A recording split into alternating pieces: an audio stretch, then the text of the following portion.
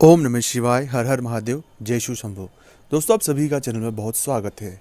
आपकी बुद्धि किस व्यक्ति ने बांध दी है? आपका किसी काम को करने में मन नहीं लगता, आपका दिमाग कुछ भी चीज़ें सोच नहीं पा रहा है, बस वो एक ही जगह एक ही नकारात्मकता में बहुत डूबा हुआ है। उसे बहुत डर लग रहा है, उसे बहुत भय लग रहा है। मन किसी भी काम को करने में बिल्कुल भी नहीं लग रहा है। हम थोड़ा तो कोशिश कर रहे हैं, एकदम हम शून्य हो चुके हैं। जो चीज़ें बहुत बेहतर लगती थी अब वो ख़राब लगने लगी है। ऐसा लगता है कि किसी चीज़ से हमारा मन उठ गया है, कुछ नकारात्मक कुछ बुरा हमारे दिमाग में चल रहा है। तो बुद्धि अगर किसी व्यक्ति ने बांध दी है, या हमारी बुद्धि जब काम नहीं कर रही है, हम जो निर्णय ले रहे हैं वो निर्णय सही नहीं हो रहे हैं, हम गलत डिसीजनों की ओर जा रहे हैं, हम गलत तरीकों की तरफ जा रहे हैं, हमारा जीवन पूरी तरह से गलत ट्रैक पे जा चुका है, तब ये मन में प्रश्न उठता है कि कहीं किसी व्यक्ति ने हमारी बुद्धि बांध तो नहीं दी है। अगर किसी ने आपकी बुद्धि बांध दी है तो उसे समझने की आवश्यकता है। उसके लिए क्या संकेत है, इस वीडियो में हम वो तो बात करेंगे इसी। दूसरा ये कि अगर किसी व्यक्ति द्वारा इस तरह की चीज़ें हो चुकी है तो कैसे इससे हमें बाहर निकलना है, क्योंकि हमारा मूल उद्देश्य तो इस परेशानी से बाहर निकलना है। तो जब कभी भी आप किसी काम में बार बार करने के बाद सफलता न मिल पाना, चीज़ों को लेकर बहुत एफर्ट लगाने के बाद भी परिणाम न मिल पाना, चीज़ें बहुत नकारात्मक जाना, जो लोग हैं वो बार बार धोखा देना, हम बहुत जल्द जिन पर विश्वास कर रहे हैं वो लोग हमें धोखा दे रहे हैं, हमारे साथ ऐसी सिचुएशनें हो रही है कि कोई अपना नहीं है। बुद्धि न तो विवेक से कोई डिसीजन ले पा रही, ना कुछ समझ पा रही। सब चीज़ें देखने के बावजूद भी हम सही नहीं देख पा रहे। जब कभी भी ऐसी परिस्थिति किसी भी जातक के जीवन में होती है, तब बहुत हद तक जो चीज़ें मैं आपके साथ साझा कर रहा हूँ उन्हें समझने की आवश्यकता है। इस तरह की परिस्थिति में बहुत सारे ग्रहों का हाथ होता है, हम किसी भी एक ग्रह को इंडिकेट नहीं कर सकते।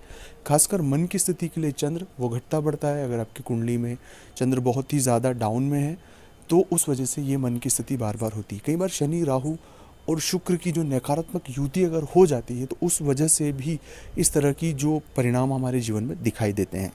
खैर, ये आप अपनी निजी कुंडली की बात है, आपकी व्यक्तिगत कुंडली की बात है। पर अगर ऐसी परिस्थितियाँ आपके साथ हैं और आप इससे बाहर निकलना चाहते हैं तो कुछ तरीके आपके साथ साझा मैं कर रहा हूँ, उन्हें बहुत बारीकी से आप समझ लें।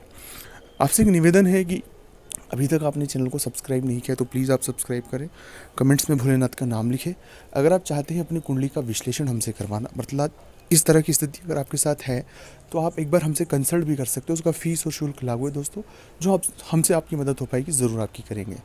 ऐसी परिस्थिति है तो आपको 2-4 चीज़ों पर फोकस करना है। सबसे पहली बात है, 2 से 3 घंटे आपको मौन रहना, मौन व्रत शुरू करना होगा। मौन व्रत करने का तरीका ऐसा है कि आप अपने शांत होकर अपने गुरु मंत्र का जप करें।